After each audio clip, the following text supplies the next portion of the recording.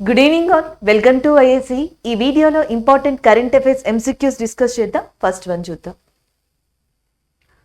So what is the limit of ways and means advance fixed by the RBI for the states, governments and union territories with effect from April 2022? April 2022 నుండి రాష్ట్ర ప్రభుత్వాలు మరియు కేంద్ర పాలిత ప్రాంతాల కోసం RBI నిర్ణయించిన వేస్ అండ్ మీన్స్ అడ్వాన్స్ లో పరిమితి ఎంత అని చెప్పేసి అడుగుతున్నారు. సో ఇక్కడ మనం ఫస్ట్ చూడాల్సింది ఏంటంటే వేస్ అండ్ మీన్స్ అంటే ఏంటి అని. సో మనకి ఏవైతే ఈ ఆదాయాలకి సంబంధించి, రాబడులకి సంబంధించి ఇంబ్యాలెన్సెస్ ఉంటాయో, సో వాటిని కవర్ చేయడం కోసం, ఆ ఇంబ్యాలెన్సెస్ని కంట్రోల్ చేయడం కోసం RBI and ways and means అనే పద్ధతి ద్వారా రాష్ట్రాలు మరియు కేంద్రపాలిత ప్రాంతాలకి అడ్వాన్స్డ్ మనీ అనేది ఇవ్వడం జరుగుతుంది. సో అలాంటి అడ్వాన్స్డ్ మనీని రీసెంట్గా ఎంతకి కుదించింది అంటే 47,010 crores, 47,010 కోట్లకి దానిని కుదించడం జరిగింది. ఆర్బీఐ యొక్క గవర్నర్గా ప్రస్తుతం శక్తికాంత్ దాస్ ఉన్నారు. ఆర్బీఐ యొక్క హెడ్ క్వార్టర్స్ అనేది ముంబైగా ఉంది. అండ్ ద నెక్స్ట్ వన్ చూద్దాం. ఇటీవల పర్యావరణ మంత్రిత్వ శాఖ ఒక మస్కట్ మరియు ప్లాస్టిక్ మరియు వ్యర్థ పదార్థాల నిర్వహణ కోసం వివిధ కార్యక్రమాల్ని విడుదల చేసింది. మస్కట్ పేరేంటి? So recently ministry of environment has released a Muscat and various initiatives for plastic waste management. And what is the name of Muscat? So first point ఏంటంటే మనకి పర్యావరణ మరియు అటవీ శాఖ మంత్రి ఎవరైతే ministry of environment, forest, climate change ఉన్నారో, so ఆయన భూపేంద్ర యాదవ్ గారు. ఇటీవల భూపేంద్ర యాదవ్ గారు మనకి ఒక మస్కట్ ని రిలీజ్ చేయడం జరిగింది. దాని పేరు వచ్చేటప్పటికి ఈ Prakriti. Option C is the correct answer. So ఈ ప్రాకృతి అనే ఒక మస్కట్ ద్వారా మనకి కాలుష్యానికి సంబంధించి, పర్యావరణానికి సంబంధించి and as well as plastic waste management, వ్యర్థ పదార్థాలకి సంబంధించి వీటన్నిటికీ సంబంధించి అవగాహన ఇవ్వనున్నారనమాట. వివిధ పథకాలని లేదా స్కీమ్స్ లేదా ఏమంటారు ఒక ప్రోగ్రామ్ లాంటిది నిర్వహించి వాటన్నిటికీ కూడా మస్కట్గా ప్రాకృతి అనే దాన్ని వీళ్ళు పెట్టుకోవడం జరిగింది. దీన్ని మనకి ఏదైతే సెంట్రల్ పొల్యూషన్ కంట్రోల్ బోర్డు ఉంటుందో అది ministry of environment, forest, climate change రెండు కలిసి డెవలప్ చేశాయి. దానిని ఈయన ఇనాగ్రేట్ చేశారు. అంతేకాకుండా ఇండియా యొక్క టార్గెట్ ఏంటంటే 2022 కల్లా సింగిల్ ప్లాస్టిక్ యూజ్ ఏదైతే ఉంటుందో దాన్ని కంప్లీట్గా ఎలిమినేట్ చేయాలి. ఈ సంవత్సరం మనకి టార్గెట్. సో ఈ టార్గెట్ని కూడా వేగవంతం చేసేందుకు ఉపయోగపడేలాగా దీనిని, అలాగే పలు వ్యర్థ పదార్థాల నివారణ కోసం అని చెప్పేసి ఏదైతే కొన్ని మేనేజ్మెంట్ యాక్ట్స్, మేనేజ్మెంట్ నిర్వహణ పద్ధతులు ఉంటాయో వాటికి సంబంధించిన కార్యక్రమాన్ని కూడా భూపేంద్ర యాదవ్ గారు రిలీజ్ చేయడం జరిగింది. అలాగే దీంతో పాటు పర్యావరణ దినోత్సవం June 5th అనేది ఎన్విరాన్మెంట్ డే అని చెప్పేసి కూడా మనం ఇక్కడ దీన్ని యాడ్ చేసుకోవచ్చు. నెక్స్ట్ వన్ చూద్దాం. నెక్స్ట్ వన్ అండ్ తనఖా రుణదాత హెచ్డిఎఫ్సి లిమిటెడ్ భారతీయ కార్పొరేట్ చరిత్రలో అతిపెద్ద విలీనంగా ఏ బ్యాంక్తో విలీనం చేయబడింది? So mortgage lender HDFC limited has merged with which bank, making its biggest merger in India corporate history? So answer వచ్చేటప్పటికి HDFC is the correct answer. ఇటీవల మనకి ఏదైతే హెచ్డిఎఫ్సి లిమిటెడ్ అనేది ఉందో సో అది హెచ్డిఎఫ్సితో మర్జ్ అవడం జరిగింది. Option A is the correct answer అవుతుంది. Next one, Rani Lakshmibai queen of fire అనే పుస్తకాన్ని ఎవరు రచించారు? ఆ book on Rani Lakshmibai title queen of fire has been written by which author అని చెప్పేసి అడుగుతున్నారు. సో ఆన్సర్ వచ్చేటప్పటికి Devika Rangachari is a correct answer. So queen of fire అనేది ఝాన్సీ లక్ష్మీబాయి గారికి సంబంధించిన బుక్. సో దీనిని ఇటీవల దేవికా రంగాచారి అనే ఆథర్ రాశారు. దీనిని ఇనాగ్రేట్ చేయడం, రిలీజ్ చేయడం జరిగింది. అలాగే రాణి లక్ష్మీబాయి గారు వచ్చేటప్పటికి మనకి డాక్ట్రైన్ ఆఫ్ లాప్సీ ఏదైతే రాజ్య సంక్రమణ సిద్ధాంతం డల్హౌసీ 1856లో ప్రవేశపెట్టారో సో దానికి వ్యతిరేకంగా బ్రిటిషర్స్ కి పై పోరాడారు. అండ్ ఆ పోరాటంలో మనకి సర్ హ్యూజ్ రోజ్ అనే వ్యక్తి ఎవరైతే ఉంటారో సో ఆయన చేతులలో మనకి రాణి లక్ష్మీబాయి గారు చనిపోవడం జరిగింది. సో ఇలాంటిదే మనకి కిట్టూరి చెన్నమ్మ గారికి కూడా ఎదురైంది. కిట్టూరి చెన్నమ్మ గారు కూడా రాజ్య సంక్రమణ సిద్ధాంతాన్ని ఎదిరించి కర్ణాటకలో బ్రిటిషర్స్ పై మనకి పోరాడడం జరిగింది. ఇలాంటి వాళ్ళలో రాణి లక్ష్మీబాయి ఎవరైతే ఉన్నారో ఆమె యొక్క ధైర్య సాహసాన్ని కానీ, తీసుకున్న డెసిషన్స్ ని కానీ ఆ ఆధారంగా మనకి దేవికా రంగాచారి గారు క్వీన్ ఆఫ్ ఫైర్ అనే పుస్తకాన్ని రచించడం జరిగింది. Option B is the correct answer. Next one చూద్దాం. ఐక్యరాజ్య సమితి అభివృద్ధి మరియు శాంతి కోసం అంతర్జాతీయ క్రీడా దినోత్సవంగా ఏ రోజుని పాటించాలని ప్రకటించింది? United nation has been declared which day to be observe the international day of sports and development peace అని చెప్పేసి అడుగుతున్నారు. సో ఆన్సర్ వచ్చేటప్పటికి April 6th is the correct answer. Option C is the correct one. So మనకి already discuss చేసుకున్నాం. April 1 వచ్చేటప్పటికి Odisha day, Odisha ఆవిర్భావ దినోత్సవం అని చెప్పేసి డిస్కస్ చేసుకోవడం జరిగింది. ఏప్రిల్ 7 వచ్చేటప్పటికి ప్రపంచ ఆరోగ్య దినోత్సవం. అలాగే ఏప్రిల్ 6 వచ్చేటప్పటికి ఏంటంటే ఐక్యరాజ్య సమితి యొక్క ఏదైతే మనకి శాంతి కోసం అండ్ అంతర్జాతీయ క్రీడా దినోత్సవంగా రికగ్నైజ్ చేసిందో ఆ డే కింద దీన్ని చెప్పొచ్చు. Option C is the correct answer. 1896లో మనకి ఎథెన్స్ కేంద్రంగా ఇదే రోజున మోడర్న్ ఒలింపిక్ గేమ్స్ అనేవి స్టార్ట్ అయ్యాయంట. సో అందుకని చెప్పేసి ఇంటర్నేషనల్ ఒలింపిక్ కమిటీ ప్రతి సంవత్సరం కూడా ఏప్రిల్ 6న మనకి ఈ అంతర్జాతీయ క్రీడా దినోత్సవాన్ని ప్రకటించాలి శాంతి కోసం అని చెప్పేసి దీనిని తీసుకోవడం జరిగింది, పీస్ ని ప్రమోట్ చేయడానికి. Option C is the correct answer. భారతదేశంలో కూడా క్రీడా దినోత్సవం ఉంది, నేషనల్ స్పోర్ట్స్ డే అని దీన్ని చెప్పొచ్చు. అది వచ్చేటప్పటికి మనకి ఆగస్టు 29న రికగ్నైజ్ చేశారు. ఆగస్టు 29 ఎవరైతే ధ్యాన్ చంద్ గారు ఉన్నారో, లెజెండరీ హాకీ ప్లేయర్, సో ఆయన యొక్క జ్ఞాపకార్థంగా ఆగస్టు 29 అనే దాన్ని నేషనల్ స్పోర్ట్స్ డే కింద తీసుకోవడం జరిగింది ఇండియాలో. అండ్ నెక్స్ట్ వన్ చూద్దాం. భారతదేశ నూతన విదేశాంగ కార్యదర్శిగా ఎవరు నియమితులయ్యారు అని చెప్పేసి అడుగుతున్నారు.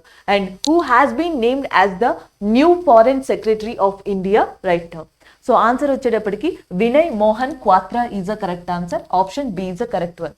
సో మనకి వినయ్ మోహన్ క్వాత్రా గారు ఫారెన్ సర్వీస్ ఆఫీసర్గా మనకి గతంలో ఫ్రాన్స్కి వర్క్ చేసి ఉన్నారు. దాని తర్వాత పిఎంఓ ఆఫీస్లో కొంతకాలం పనిచేశారు. ప్రస్తుతం ఐఎఫ్ఎస్ ఆఫీసర్గా నేపాల్లో వర్క్ చేస్తున్నారు. సో ఇలాంటి అనుభవం ఉన్న వినయ్ మోహన్ క్వాత్రా గారిని అండ్ త్వరలో భారతదేశ నూతన విదేశాంగ కార్యదర్శిగా నియమించనున్నారు. సో ప్రస్తుతం ఆ పదవిలో ఉన్నది హర్షవర్ధన్ శ్రింగ్లా గారు. హర్షవర్ధన్ శ్రింగ్లా గారు పదవి కాలం ఏదైతే కంప్లీట్ అవుతుందో సో దాని తర్వాత వినయ్ మోహన్ క్వాత్రా గారిని ఆ పదవిలో అపాయింట్ చేయనున్నారు. అండ్ అలాగే మనకి సుబ్రహ్మణ్యం జైశంకర్ ఎవరైతే ఉన్నారో సో సుబ్రహ్మణ్యం జైశంకర్ ప్రస్తుతం మనకి విదేశాంగ శాఖ మంత్రిగా ఉన్నారు. నెక్స్ట్ వన్ చూద్దాం. So next one, who has set to become the next chief of the army staff. So army staff గా నెక్స్ట్ ఎవరు కానున్నారు, నియమితులు అవ్వనున్నారు అని అడిగారు. బిక్రమ్ సింగ్, మనోజ్ పాండే, విజయ్ కుమార్ సింగ్, దల్బీర్ సింగ్, సుహాగ్. సో మనకి ప్రస్తుతం ఆర్మీ స్టాఫ్ చీఫ్ గా ఉన్నది ఎవరు అంటే మనోజ్ ముకుంద్ నర్వాణి. మనోజ్ ముకుంద్ నర్వాణి గారు ప్రస్తుతం మనకి ఆర్మీ చీఫ్ స్టాఫ్ గా ఉన్నారు. సో ఈయన పదవీ కాలం అయిపోయిన తర్వాత ప్రస్తుతం ఎవరైతే వైస్ చీఫ్ గా ఉన్నారో లెఫ్టినెంట్ జనరల్ మనోజ్ పాండే గారు, సో ఆయనని ఆర్మీ స్టాఫ్ చీఫ్ గా నియమించనున్నారు. Option D is the correct answer. అలాగే ఆర్మీ డే అనేది ఎప్పుడు రికగ్నైజ్ చేయబడింది అంటే జాన్ 15న రికగ్నైజ్ చేయబడింది. సో నెక్స్ట్ వన్ చూద్దాం. And which day is marked as a United Nations international day of conscience. ఐక్యరాజ్య సమితి అంతర్జాతీయ మనస్సాక్షి దినోత్సవంగా ఏ రోజుని పరిగణించింది అని అడుగుతున్నారు. That is April 5th. Option A is the correct answer. United nations April 5th అనే దాన్ని అంతర్జాతీయ మనస్సాక్షి దినోత్సవంగా మనకి ప్రకటించడం జరిగింది. ఆప్షన్ ఏ అనేది కరెక్ట్ అవుతుంది. సో నెక్స్ట్ వన్ చూద్దాం. నెక్స్ట్ వన్, దీన దయాల్ అంత్యోదయ యోజన జాతీయ గ్రామీణ జీవన ఉపాధి మిషన్ ద్వారా స్వయం సహాయక బృందాన్ని అనుసంధానంలో ఉత్తమ పనితీరు కనబరుస్తున్న బ్యాంకింగ్ గా ఏ బ్యాంక్ ఎంపిక అయింది. సో మనకి which bank has been adjudged best performing banking with self-help group linkage by Deen Dayal Antyodaya Yojana and National Rural Livelihood Mission. So మనకి దీన Dayal Antyodaya Yojana, national rural livelihood machine ఏదైతే ఉందో దీనికి లింకేజ్ అయ్యి కొన్ని స్వయం సహకారక బృందాలు సెల్ఫ్ హెల్ప్ గ్రూప్స్ ఉన్నాయి. సో వీటికి ఏ బ్యాంక్స్, ఏ ఫినాన్షియల్ ఇన్స్టిట్యూషన్స్ అయితే సర్వీసెస్ని, ఉత్తమ సర్వీసెస్ని అందించాయో వాటికి ఇటీవల ఢిల్లీ కేంద్రంగా అవార్డుల్ని ప్రకటించింది కేంద్ర ప్రభుత్వం. ఆ అవార్డుల్ని తీసుకున్న దాంట్లో ఒకే ఒక్క ప్రైవేట్ బ్యాంక్ ఉంది. సో అది వచ్చేటప్పటికి HDFC. Option C is the correct answer అవుతుంది. అండ్ నెక్స్ట్ వన్ చూద్దాం. నెక్స్ట్ వన్, అలెగ్జాండర్ యూసిక్ ఏ దేశానికి అధ్యక్షుడిగా తిరిగి ఎన్నికయ్యారు. And Alexander Vucic has been re-elected as the president of which country అని అడుగుతున్నారు. So that is nothing but Serbia. Option D is the correct answer. So Serbia అనేది మనకి ల్యాండ్ లాక్డ్ కంట్రీగా చెప్పొచ్చు. అలాగే నెక్స్ట్ వచ్చేటప్పటికి దీని రాజధాని బెల్గ్రేడ్ గా ఉంది. సో ల్యాండ్ లాక్డ్ కంట్రీ అయిన బెల్గ్రేడ్ రాజధానిగా ఉన్న సెర్బియా యొక్క అధ్యక్షునిగా తిరిగి ఎన్నికయ్యారు Alexander Vucic. Option D is the correct answer. Romania, Hungary, Croatia ఇవన్నీ కూడా ఈ కంట్రీని కంప్లీట్ గా ఆక్యుపై చేసుకుని ఉన్నాయి చుట్టూతా. సో నెక్స్ట్ వన్, సెక్యూరిటీల మార్కెట్లో ఆవిష్కరణలని ప్రోత్సహించడానికి సెబీ ప్రారంభించిన ఐడియాథాన్ పేరు ఏంటి? So what is the name of the ideathon launched by the SEBI to promote innovations in security market అని చెప్పేసి అడుగుతున్నారు. సో ఆన్సర్ వచ్చేటప్పటికి Manthan is a correct answer. Option D is a correct one. So మనకి SEBI ఏం చేసిందంటే జనరల్గా hackathon ఉంటుంది కదా, సో హ్యాకథాన్లోకి మనకి ఐడియాథాన్ అనే దాన్ని కూడా తీసుకురావడం జరిగింది. అంటే ఒక చిన్న వర్క్షాప్ లాంటిది అండ్ షార్ట్ టైంలో ఒక బెస్ట్ ఎక్స్పీరియన్స్ వచ్చేలాగా ఈ ఫినాన్షియల్కి సంబంధించి టెక్నాలజీని ఇంక్లూడ్ చేసేలాగా, అంటే మనకి ఫినాన్షియల్ సర్వీసెస్ని ఇప్పుడున్న టెక్నాలజీతో యూజ్ చేసుకునేలాగా, లైక్ మనకి బాంబే స్టాక్ ఎక్స్చేంజ్ కానీ నేషనల్ స్టాక్ ఎక్స్చేంజ్ కానీ, సో ఇలాంటి వాటితో బిఎస్సి ఎన్ఎస్సి ఇలాంటి సంస్థలు ఏవైతే ఉన్నాయో వాటన్నిటితో కూడా సెబీ టైఅప్ అయ్యి ఒక ఐడియాథాన్ అనే దాన్ని నిర్వహించనుంది. దానికి మంథన్ అని చెప్పేసి పేరు పెట్టింది. Option D is a correct answer. అలాగే మాధవి ప్యూరి ఎవరైతే ఉన్నారో, సో మాధవి పూరి ప్రస్తుతం మనకి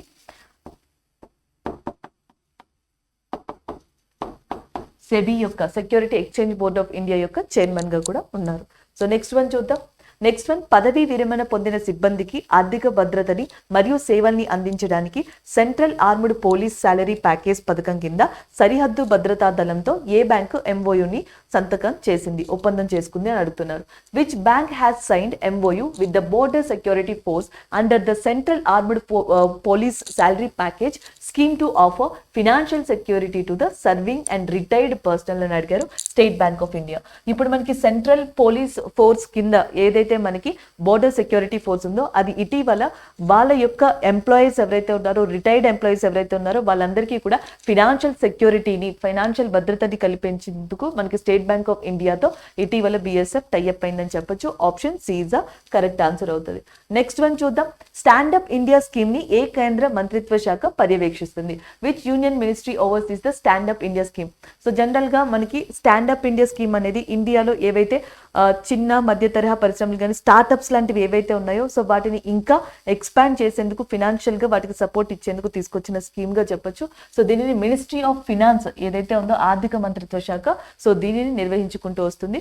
option B is the correct answer. ప్రస్తుతం దీనికి నిర్మలా సీతారామన్ గారు మనకి మంత్రిగా ఉన్నారు.